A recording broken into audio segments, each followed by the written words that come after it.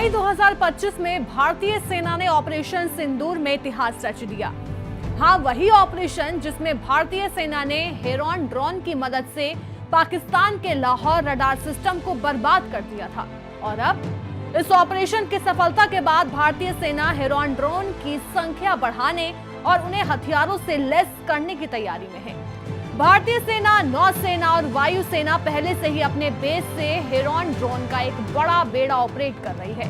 ये ड्रोन सिर्फ तस्वीरें लेने या खुफिया जानकारी जुटाने तक सीमित नहीं है। ये रियल टाइम सर्विलांस करते हैं, टारगेट की लोकेशन पता लगाते हैं और दुश्मन के ठिकानों पर प्रभाव डालने की क्षमता रखते हैं। अब बात करते हैं हेरॉन ड्रोन की खासियत की। इसकी लंबाई 8.5 मीटर है। अगर विंग स्पैन की बात करें तो करीब 16.5 मीटर से ज्यादा है। टेक ऑफ वजन 1430 किलोग्राम है, यानी ये अपने टेक ऑफ के समय इतना ज्यादा किलोग्राम का वजन उठा सकता है। पेलोड क्षमता 490 किलोग्राम है। इंजन की बात की जाए तो 1200 HP PT6 टर्बोप्रॉप है। हवा में रहने की क्षमता की बात की जाए तो 40 घंटे से ज्यादा ये हवा में रह सकता है। रेंज 1000 किलोमीटर है और रफ्तार 277 किलोमीटर प्रति घंटा है। अगर सेवा ऊंचाई की बात करें तो 35,000 फीट से ज्यादा है। मई में ऑपरेशन सिंदूर के दौरान हेरॉन ड्रोन ने पाकिस्तान के रडार सिस्टम को बर्बाद करके अपनी ताकत साबित कर दी।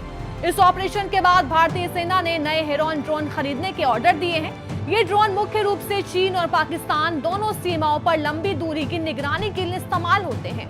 खुफिया एजेंसी भी विशेष ऑपरेशंस के लिए हेरॉन ड्रोन का इस्तेमाल कर रही है। अब सेना इन्हें हथियारों से लैस करने की योजना बना रही है। जल्द ही हेरॉन सिर्फ जासूसी तक सीमित नहीं रहेगा, ये दुश्मन ठिकानों पर हमला भी कर सकेगा।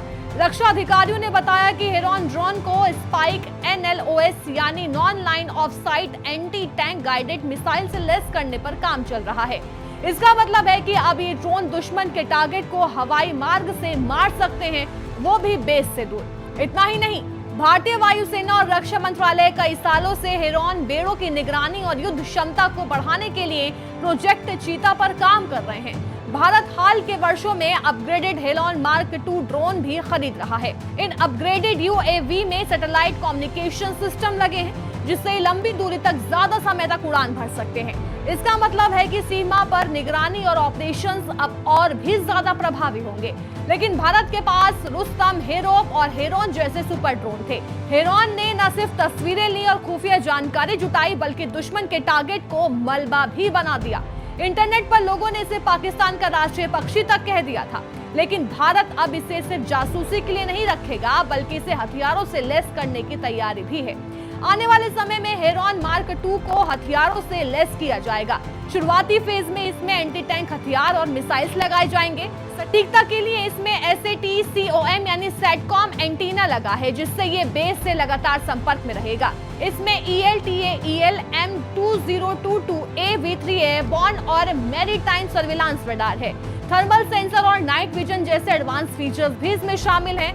मतलब अगर दुश्मन कहीं छिपा हो तो भी ड्रोन उसे उसकी गर्मी यानी हीट सिग्नेचर से पहचान सकता है। ये था हेरॉन ड्रोन का पूरा अपडेट कि कैसे भारतीय सेना इसे ऑपरेशन सिंदूर में इस्तेमाल कर रही है, कैसे इसे अपग्रेड किया जा रहा है और आने वाले समय में ये दुश्मन ठिकानों पर सीधे निशाना साध सकता है। अगर आप ऐसे ही और गहन रक्षा अपडेट्स और टेक्नोलॉजी स्टोरीज देखना चाहते हैं तो चैनल को सब्सक्राइब जरूर करें।